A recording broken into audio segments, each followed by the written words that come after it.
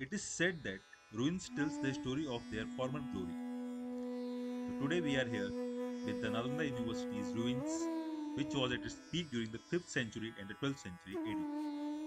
It is said that around 10,000 students and 2,000 teachers were there, and there were multiple monasteries, temples, and lecture halls, and the subjects taught were incredibly diverse, like Buddhism, logic and philosophy, medicine, mathematics, astronomy, grammar, and linguistics. The strict admission process was this. नरूपा Tilopa रत्न संभव और श्री कमल जो east west north and south gate पे रहते थे। और जो भी विद्यार्थी आते थे एडमिशन के लिए उनके साथ ओरल इंटरव्यू होता था और लगभग 10% विद्यार्थी पास होते थे, 90% फेल हो जाते थे। तो आप सोचिए कि जिस विश्वविद्यालय का द्वारपाल ही इतना स्कॉलर हो, उस विश्वविद्यालय के टीचर कितने स्कॉलर होंगे। जी सही बात। तो यहाँ का फेमस स्कॉलर सेजुनो नागार्जुन, नालंदा के पहला head, that means you can say first chancellor, जो आंध्र प्रदेश के अमरावती से थे। आर्यभट्ट, जिसने पूरे वर्ल्ड को जीरो दिया। वारामिहिर, भास्कराचार्य, ब्रह्मगुप्त, वैनसान, इत्सिन, गुरुपद्म संभव। दलाई लामा का नाम सुने होंगे। दलाई लामा गुरुपद्म संभव के फॉलोअर हैं, जो कि लामा पंथ के स्टार्ट गुरुपद्म संभव है ना। नालंदा पाल डायनेस्टी में महायान का सबसे बड़ा केंद्र बन चुका था। और यहाँ जो विभिन्न विषयों की पढ़ाई होती थी, उसमें जो मेन विषय था वो था theology, logic, grammar, medicine, yoga, architecture, astrology, metaphysics, medicine और फिलोसफी। और सभी विषयों की पढ़ाई संस्कृत एवं पाली में होता था।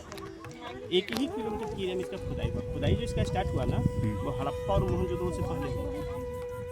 1915 से स्टार्ट हुआ, जो 1937 ईस्वी तक किया गया। 22 वर्षों तक ब्रिटिश आर्कियोलॉजिस्ट के नेतृत्व में। तो यह विश्वविद्यालय 2 लाइन मिला, एक लाइन में रहने और पढ़ने के लिए, दूसरे लाइन में पूजा करने के लिए। अभी तक मेन गेट नहीं मिला, लाइब्रेरी नहीं मिली है। और यहाँ से जो मूर्तियाँ मिला है हिंदुज़म, बुद्धिज़्म, जैनिज़्म से रिलेटेड, वो सभी म्यूजियम में रखी हुई है। कलकत्ता के इंडियन म्यूजियम में रखा हुआ है और लंदन के म्यूजियम में भी रखा हुआ है। यह वर्ल्ड हेरिटेज साइट है। पूरे बिहार में 2 है, पहला है महाबोधि टेम्पल बोध गया और दूसरा है नालंदा। तो ये जो देख रहे हैं ये खुदाई करते हुए काम होता है, ठीक है। इंडियन लेबर इसका एक्सकैवेशन कर रहे हैं। और ये पटवारी या मुंशी रहे हैं, इनका ड्रेस अलग है। और बाकी लेबर का ड्रेस आप देख सकते हैं। इस फिगर को देखने से भारत के लोगों को, भारतीय लोगों को दशा और दिशा भी दिखलाता है। इस समय लिविंग स्टैंडर्ड भारतीय लोगों को कैसा था। और भी बहुत सारे इधर भी देख सकते हैं। तो ये चैत्य जो देख रहे हैं ना, इस चैत्य शब्द की उत्पत्ति जो हुआ है वो संस्कृत के चित्त धातु से हुआ है, क्योंकि चित्त का अर्थ होता है मन। ये काफ़ी एक्टिव होता है। कभी आप यहाँ घूम रहे हैं तो कहीं दूसरी जगह का तुरंत फास्ट होता है ना। इसी को कंट्रोल करने के लिए, चित्त को कंट्रोल करने के लिए चिंतन करते हैं। और जहाँ पे बैठकर के चिंतन करते हैं, उसी को विभिन्न भाषाओं में विभिन्न नामों से जानते हैं। जैसे चैत्य, जैनिज्म में चैत्यालय है ना, इंग्लिश में टेम्पल, चर्च, गुरुद्वारा, बहुत सारे शब्द आता है।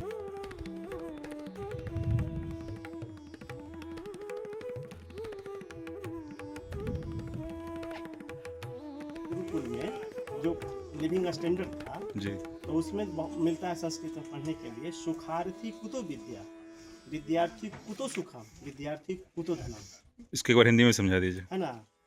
अर्थात इसका अर्थ ये हुआ कि जो लग्जरियस लाइफ व्यतीत करते हैं उसको विद्या नहीं हो सकता, और जिसको विद्या चाहिए उसको सुख नहीं मिल सकता है, और पॉकेट में पैसे कभी नहीं हो सकते हैं। ये विद्यार्थी की रूल्स थे। और ऐसे गुरुकुल में जो लिविंग स्टैंडर्ड था जी, तो उसमें मिलता है संस्कृत में पढ़ने के लिए। सुखार्थी कुतो विद्या, विद्यार्थी कुतो सुखम, विद्यार्थी कुतो धनम। इसके एक बार हिंदी में समझा दीजिए। है ना।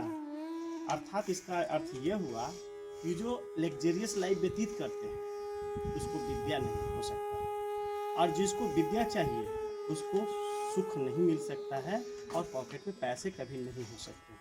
ये विद्यार्थी की रूल्स है। और ऐसे भी